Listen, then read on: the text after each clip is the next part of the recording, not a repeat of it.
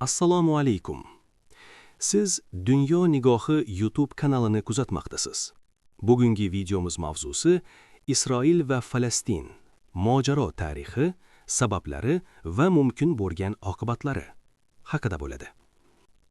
Siyosiy maslahatchining so'zlariga ko'ra, G'azzo mojarosi butun mintaqa uchun uzoq muddatli salbiy oqibatlarga olib keladi. Isroilliklar va falastinliklar o'rtasidagi munosabatlardagi status quoning buzilishi, shuningdek, Isroil rasmiylarining G'azzo muammosini nihoyat hal qilishga urinishi ikki milliy guruh o'rtasidagi o'zaro ishonchsizlik darajasini sezilarli darajada oshiradi va yangi to'qnashuvlar yuzaga kelishi ehtimolini yaratadi. Bundan tashqari, Isroilning g'arbiy sohilda o'z mavqeini mustahkamlashga urinishlari va tobora tez-tez sodir bo'layotgan reydlari Falastin ma'muriyati aholisi orasida haqli xavotirga sabab bo'lmoqda va yangi potensial keskinlik manbasini yaratmoqda.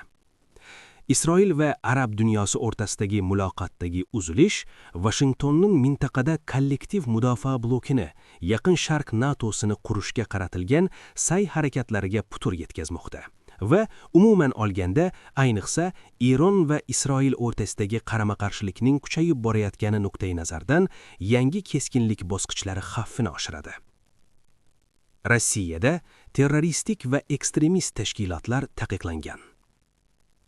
Isroil va Falastin o'rtasidagi mojaro chuqur tarixiy ildizlarga ega va uzoq vaqtdan beri davom etib kelmoqda. Ikki davlat o'rtasidagi qarama-qarshilik qachon va qanday sabablarga ko'ra boshlangan? U vaqt o'tishi bilan qanday rivojlangan? Nima uchun Hamas 2023-yil oktyabr oyida avj olgan va bu davlatlar o'rtasidagi urush nimaga olib kelishi mumkin? Bularning barchasi ushbu RIA Novosti maqolasida keltiriladi. Isroil va Falastin o'rtasidagi mojaro. Isroil va Falastin o'rtasidagi mojaro ikki davlat o'rtasidagi eng uzoq davom etgan mojaro hisoblanadi va 75 yildan ortiq davom etgan. Tarix, sabablar va ayb. 20-asrning boshlariga qadar Isroil xaritada yo'q edi. Yahudiylar dunyoning ko'plab mamlakatlarida diasporalarda yashagan. Biroq o'sha paytda Turkiya hukmronligi ostida Falastin ham bor edi. Hammasi qayerdan boshlandi? Falastin masalasi va Arab-Isroil mojarosining kelib chiqishini tushunish uchun Davlat menejmenti universitetining xalqaro hamkorlik kafedrasi xalqaro loyihalar bo'limi boshlig'i muavvala Aleksandr Rudoy bir asr orqaga sayohat qilishni taklif qiladi. Birinchi jahon urushi tugaganidan so'ng dunyo yana ikkiga bo'lindi. Germaniyaning ittifoqchisi bo'lgan Turkiya mag'lubiyatga uchradi va Usmonli imperiyasi parchalanib ketdi. G'olib kuchlar uning muhim mulklarini ta'sir doiralariga bo'lishdi. 1916-yilda Angliya, Fransiya va Rossiya Yaqin Sharqdagi manfaatlarini chegaralovchi maxfiy Sykes-Picot kelishuvini imzolashdi. Keyinchalik Italiya ularga qo'shildi. Falastin uchun kelishuv keyinchalik Britaniya nazorati bilan almashtiriladigan xalqaro nazorat rejimini nazarda tutardi. Keyinchalik 1919-yil Parij tinchlik konferensiyasida Millatlar paktida belgilangan mandat sistemasi butun u hududlarga kengaytirildi. Pakt 1919-yil 28-iyunda imzolangan va Germaniya bilan Versal shartnomasining bir qismiga aylandi. Mandat sistemasining maqsadi yangi hududlarni rivojlangan mamlakatlarning vasilaligi ostiga olish va ularni bosqichma-bosqich o'z-o'zini boshqarishga o'tishga tayyorlash edi. Bu mustamlakachilik talablari va mustamlakalarning o'z taqdirini tanlash huquqlarini tan olish zarurati o'rtasidagi murosani ifodalardi. Britaniya Falastin uchun mandatni oldi. Biroq bundan sal oldin Britaniya hukumati ahamiyati jihatidan qarama-qarshi bo'lgan ikki muhim harakatni amalga oshirdi. Birinchisi, Birinchi jahon urushi tugaganidan so'ng arablarga Falastin hududi uchun mustaqillik garantiyalari berilishi edi. Ikkinchisi, Falastinda Yahudiy xalqi uchun milliy uy tashkil qilinishini ma'qullagan Balfour deklaratsiyasi. O'sha paytdagi Britaniya tashqi ishlar vaziri qabul qilindi. 19-asrning oxirida sionist harakat paydo bo'ldi va dunyo bo'ylab kullab yashnashni boshladi. tarixiy vatanida Yahudiy davlatini tiklash g'oyasini e'lon qildi. 19-asrning oxirida Falastinda taxminan 500 million kishi istiqomat qilgan. Ularning faqatgina 50 mingi Yahudiy edi. 1923-yillarda kuchga kirgan mandatning yakuniy versiyasida ikkala qarama-qarshi tezis ham o'z ichiga olingan edi. Mina qo'yilgan edi. Qolgani vaqt masalasi edi, deb ekspert tushuntiradi. Birinchi jahon urushi tugaganidan so'ng Falastinga yahudiylarning ommaviy immigratsiyasi boshlandi. BMT veb-saytiga ko'ra, 10 yilda taxminan 100 ming yahudiy keldi. Bu 1920-yillardan boshlab Falastinning qattiq qarshiligiga sabab bo'ldi. 1920-yillarda 3 ta katta to'qnashuv sodir bo'ldi va 1929-yilda Falastin qo'zg'aloni boshlandi. Natijada 220 kishi halok bo'ldi va 530 kishi yaralandi. 1930-yillarda Falastinga 232 ming qonuniy immigrant keldi. 1939-yilga kelib, Falastin aholisi taxminan 1,5 million kishini tashkil qilgan. Ularning 445 mingi Yahudiy edi. 1933-yildan keyin Germaniyada natsistlar hokimiyatga tepaga chiqqanidan keyin va yahudiylarni ommaviy ta'qib qilish boshlanganidan keyin Falastinga yahudiy qochoqlarining oqimi yanada oshdi. 1936-yilda arablar va yahudiylar o'rtasidagi to'qnashuvlar to'liq ko'lamdagi qo'zg'alonga aylandi. Tashkilotchilar Milliy Falastin hukumatini tuzishga chaqirishdi. Notinchliklar sabablarini tekshirayotgan komissiya ma'lumotlariga ko'ra, taxminan 1000 kishi halok bo'ldi. Bu qo'zg'alon 15 yillik Falastin qarshiligining cho'qqisiga chiqdi. 1939-yilda Ikkinchi jahon urushi boshlanishi migrant oqimini yanada kuchaytirdi. Notinchliklar davom etdi. Gitler Germaniyasi Buyuk Britaniyaning dushmani sifatida arablar va yahudiylar o'rtasidagi ziddiyatlardan foydalanib, mintaqani destabilizlashtirish va uni nazorat qilgan Britaniya imperiyasini zaiflashtirishga harakat qildi. Maxsus psixologik urush rejasi ishlab chiqildi. Unda ko'plab nemis agentlari ishtirok etdi. Urushdan keyin Falastin taqdiri kelajak dunyo tartibida jankengiy masalaga aylandi. Bu yerda SSSR, AQSh va Buyuk Britaniya manfaatlari kesishadi. Natijada Falastin hududi 8 qismga bo'lindi. Ularning 3tasi Yahudiy davlatiga berildi. 3tasi Arab davlatiga. 7-qismi Yahudiy hududidagi Yaffa Arab anklaviga aylanishi kerak edi. 8-si Quddus, maxsus xalqaro rejim ostida alohida subyekt bo'lishi kerak edi. O'tish davri ko'zda tutilgan edi. Bu davrda BMT asta-sekin hududni nazoratga olib, hokimiyatni yangi tashkil etilgan 2 davlatga o'tkazadi. Buyuk Britaniya 1948-yil 1-avgustga qadar o'z qo'shinlarini to'liq olib chiqishi kerak edi. BMT rezolyutsiyasi Falastin tomonidan rad qilindi. Arablar va yahudiylar o'rtasida yana qurolli to'qnashuvlar boshlandi. Falastin muammosi bugungi kungacha hal etilmadi va mojaro vaqt-vaqti bilan turli darajadagi shiddatlik bilan avj oladi. Hamas nima va u nima uchun 2023-yil oktyabr oyida Isroilga hujum qildi? Falastin 2 qo'shni bo'lmagan qismga bo'lingan: G'arbiy sohil va G'azza sektori. 2007-yildan boshlab Falastin davlatining har bir qismida o'z hukumati mavjud. U xalqni siyosiy kuchlar orqali ifodalaydi.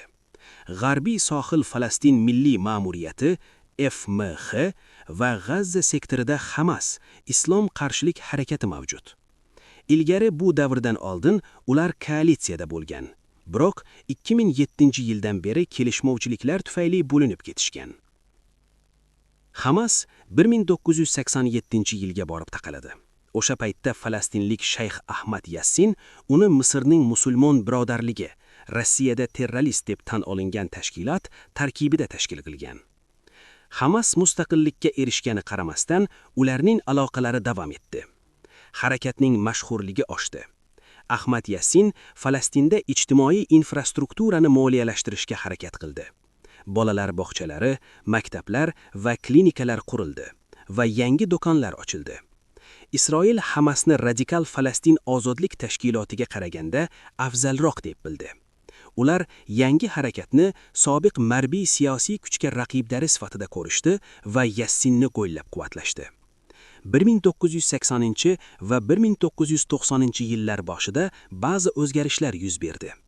Falastin milliy ma'muriyati terrorizmdan voz kechdi va Isroil bilan Falastin o'z-o'zini boshqarish bo'yicha vaqtinchalik kelishuvlarga shartnoma imzoladi. Shuning bilan Hamas kelishuvga rioya qilmasdan terrorist usullarini qo'lladi. Bugungi kunda Yevropa ittifoqi, Isroil, Qo'shma Shtatlar, Kanada, Buyuk Britaniya va Yaponiya Hamasni terrorist tashkilot deb e'lon qilingan. Biroq Xitoy, Rossiya, Turkiya, Norvegiya, Qatar va arab mamlakatlari bu harakatni terrorist deb hisoblamaydi.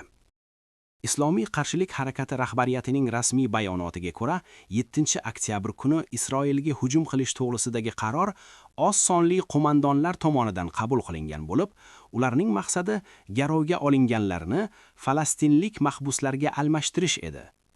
Zo'ravon hujumga Isroil hukumatining so'nggi 1 yil ichidagi harakatlari, jumladan Quddusning muqaddas joylariga provokatsion tashriflar va falastinlik mahbuslarga bosimning kuchayishi turtki bo'lgan.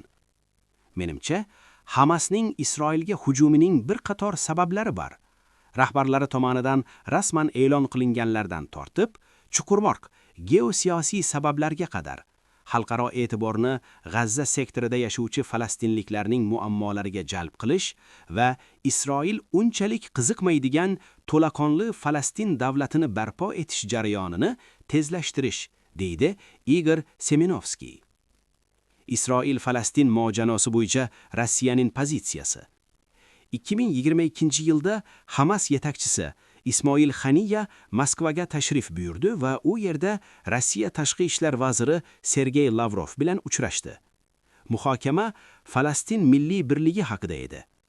2023-yil sentyabr oyida Rossiya prezidenti Vladimir Putin 1947-yilgi BMT rezolyutsiyalarini amalga oshirish zarurligini e'lon qildi. Biroq Rossiya nuqtai nazaridan qarshilik ko'rsatishning terroristik usullari qabul qilinishi mumkin emas. 2023-yil 13-oktyabrda Qirg'izistonda bo'lib o'tgan MDH davlat rahbarlari yig'ilishida Vladimir Putin Moskvaning pozitsiyasini aniqlik kiritdi. U poytaxti Sharqiy Quddusda bo'lgan mustaqil Falastin davlatini yaratishni qo'llab-quvvatlaydi.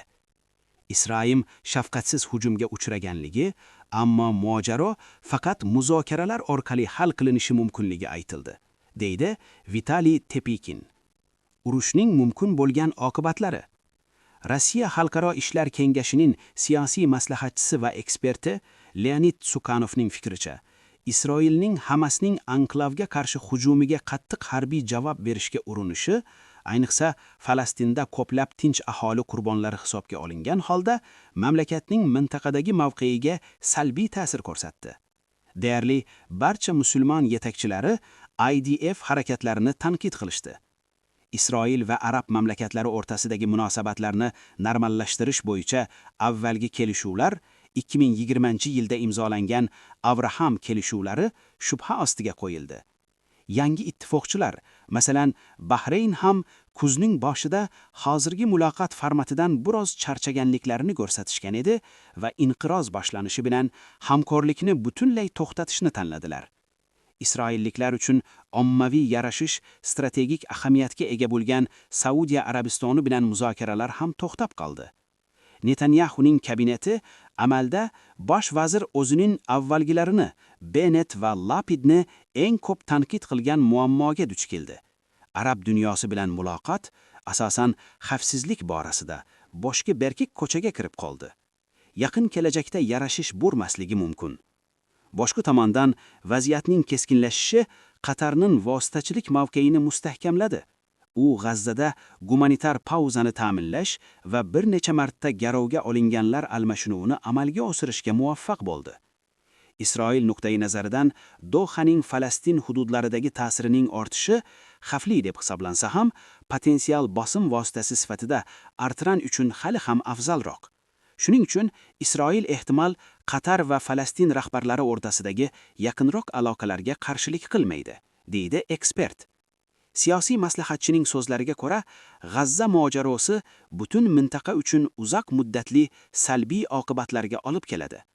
Isroilliklar va falastinliklar o'rtasidagi munosabatlardagi status quoning buzilishi, shuningdek, Isroil rasmiylarining G'azza muammosini nihoyat hal qilishga urinishi ikki milliy guruh o'rtasidagi o'zaro ishonchsizlik darajasini sezilarli darajada oshiradi va yangi to'qnashuvlar yuzaga kelishi ehtimolini yaratadi. Bundan tashqari, Isroilning g'arbiy sohilda o'z mavqeini mustahkamlashga urinishlari va tobora tezroq sodir bo'layotgan reydlari Falastin ma'muriyati aholisi orasida haqli xavotirga sabab bo'lmoqda va yangi potensial keskinlik manbaini yaratmoqda. Isroil va arab dunyosi o'rtasidagi muloqotdagi uzilish Washingtonning mintaqada kollektiv mudofaa blokini, ya'ni Yaqin Sharq NATOsini qurish ishlariga putur yetirmoqda va umuman olganda, ayniqsa Iran va Isroil o'rtasidagi qarama-qarshilikning kuchayib borayotganligi nuqtai nazardan yangi keskinlik bosqichlari xavfini oshirmoqda. Rossiyada terroristik va ekstremistik tashkilotlar taqiqlangan. Agar siz dunyoning turli burchaklaridan eng so'nggi yangiliklardan xabardor bo'lib turishni istasangiz, kanalimizga like bosishni va obuna bo'lishni unutmang.